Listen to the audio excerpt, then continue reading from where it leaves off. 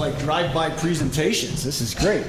All right, hi, my name is Norris, and there's a lot of letters here, but take away that I'm a nurse. And as we talk about tracking things on Twitter, take away from this that think about managing populations.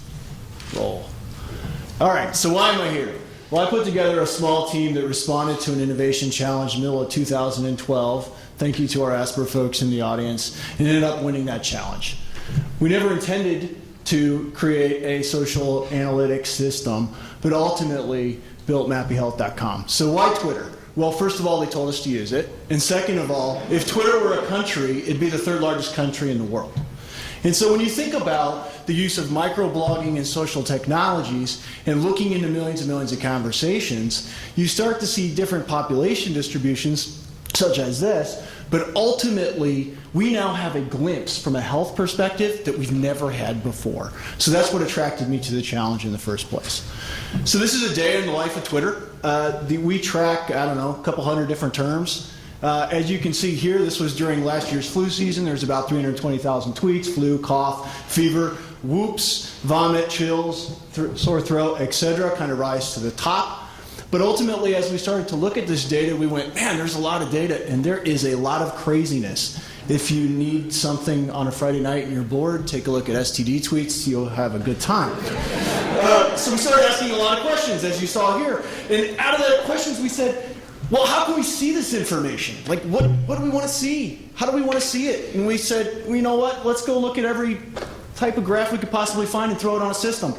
And so we did that. And ultimately, we started looking at time series. And we drilled into this. So this is the only graph you're going to see from me that tries to correlate information back to publicly reportable data. But what we found is that tweets correlate to what's going on in terms of influenza. But more importantly, we wanted to look deeper. So we wanted to look at things that we could really start to put in hands of clinicians, nurses, people sending out messages and seeing them come back. So this purple line you see here are tweets about vaccination and influenza. The blue and red were publicly reportable data. You saw the dead zone, and you can see the dead zone here. I'm not picking on my CDC colleagues. I know you're in the audience, so please don't hate me. But look at this. From November all the way to when CNN breaking news picked up influenza vaccinations, there was very little activity going over social. Justin Bieber beat the trend in terms of vaccinations, and you'll see that in a second as well. But something interesting happened during a pandemic, H7N9. The WHO came out and said, hey, there's a whole lot of people listening to us over Twitter and starting to push our information out, as you can see here by this minute-by-minute graph about H7N9. And they said, hey, we're going to start putting information out on social media versus traditional methods first, which was quite interesting.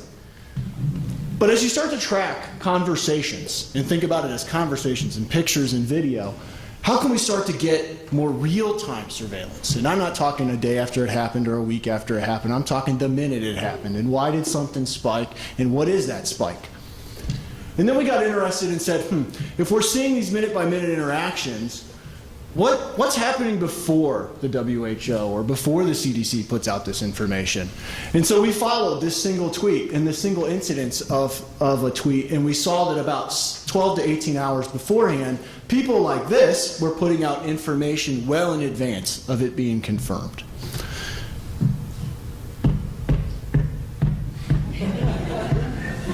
There we go. The other way, so we've heard location challenges, and you're going to see a slide over challenges here in a second. But ultimately, one way we're starting to look at this and saying, hey, you know, there's about 1 to 3% of people that actually geotag their information. Please geotag your tweets. If you're tweeting in the audience, do it, because we want to analyze it. But we can look at time zones. And then we can start to say, we started to ask, how can we look at influencers? When we're talking about pushing messages out, and then seeing how they come back in and measuring both sides of the fence, we want to look at people that are influencing. So we looked at advertising. And that previous slide that went really, really fast that I totally missed said it was looking at the number of impressions, the number of times somebody was pushing out information. So how can I see the number of followers times the amount of information to show the potential impressions on a particular topic or combination of topics?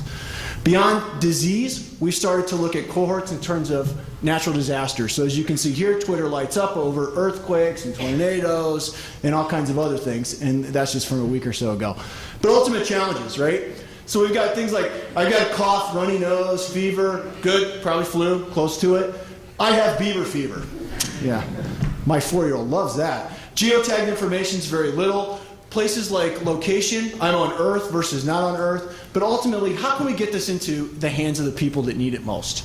So we can do all kinds of analysis and tracking, but unless the people that need it most have this information to drive more compliance around vaccination or other things, we really won't get very far. Anyway, that's my 5-minute drive-by. Thank you.